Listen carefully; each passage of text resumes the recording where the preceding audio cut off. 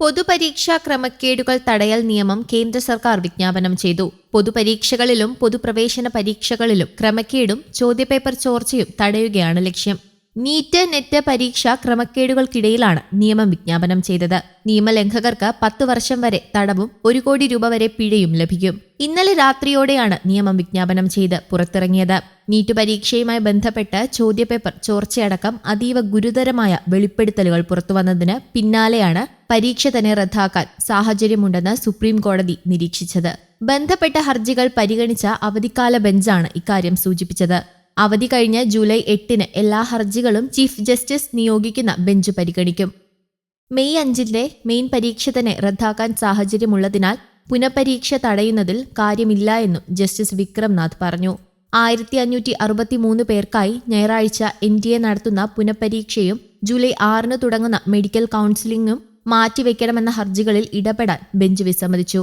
നിശ്ചയിച്ച കൌൺസിലിംഗ് നടത്തുമെന്നാണ് സർക്കാരിന്റെയും നിലപാട്. കൌൺസിലിംഗ് അനുവദിക്കരുതെന്ന അഭ്യർത്ഥന നിരസിച്ച ജസ്റ്റിസ് ഭാട്ടി അത് തുടർ പ്രക്രിയ മാത്രമാണ് എന്ന് ചൂണ്ടിക്കാട്ടി. പ്രവേശന നടപടികൾ അന്തിമ വിധിക്ക് വിധേയമാണെന്ന് കോടതി കഴിഞ്ഞ ദിവസം പറഞ്ഞിരുന്നു. കഴിഞ്ഞ ദിവസം റദ്ദാക്കിയ UGC നെറ്റ് പരീക്ഷാ ചോദ്യപേപ്പറുകൾ ടെലിഗ്രാം ചാനലുകളിൽ 6 ലക്ഷം രൂപയ്ക്ക് വരെ വിൽപ്പനയ്ക്ക് വെച്ചെന്ന് കണ്ടെത്തിയിരുന്നു.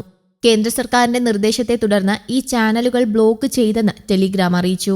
ചോദ്യങ്ങൾക്ക് 1 ലക്ഷം മുതൽ 6 ലക്ഷം രൂപ വരെ വിലയിട്ടെന്നാണ് വിദ്യാർത്ഥികൾ പറയുന്നത്. ഡാർക്ക് വെബ് ശൃംഖലയുമായി ബന്ധപ്പെട്ട മാഫിയകളാണ് ഇതിനു പിന്നിൽ. CBI അന്വേഷണം തുടങ്ങി. അതേസമയം ചോദ്യപേപ്പർ ചോർച്ച വിവാദം ഉയർന്നിട്ടും നീറ്റ് പരീക്ഷ റദ്ദാക്കാത്തതിന്റെ കാരണം വ്യക്തമാക്കി കേന്ദ്ര വിദ്യാഭ്യാസ മന്ത്രി ധർമ്മേന്ദ്ര പ്രധാൻ രംഗത്തെത്തി. സംഭവത്തിൽ അന്വേഷണം പ്രഖ്യാപിച്ചിരിക്കുകയാണ്.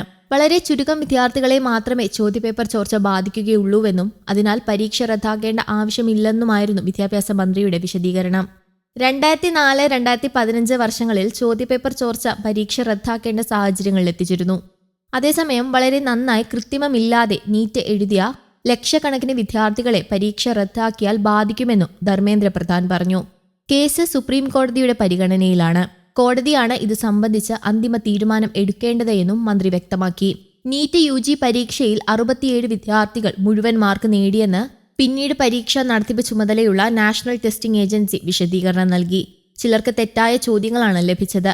ചില വിദ്യാർത്ഥികൾക്ക് ചോദ്യപേപ്പർ ലഭിക്കാൻ വൈകിയതും പ്രശ്നം സൃഷ്ടിച്ചു. ഇതാണ് ഗ്രേസ് മാർക്ക് നൽകാൻ കാരണമായത്. ഈ വർഷം 24 ലക്ഷം വിദ്യാർത്ഥികളാണ് മെയ് 5-ന് നടന്ന നീറ്റ് UG പരീക്ഷ എഴുതിയത്. 1500-ലേറെ വിദ്യാർത്ഥികൾക്ക് ഗ്രേസ് മാർക്ക് നൽകിയതും ചോദ്യപേപ്പർ ചോർച്ച വിവാദങ്ങളും പരീക്ഷയുടെ വിശ്വാസ്യത തകർത്തു.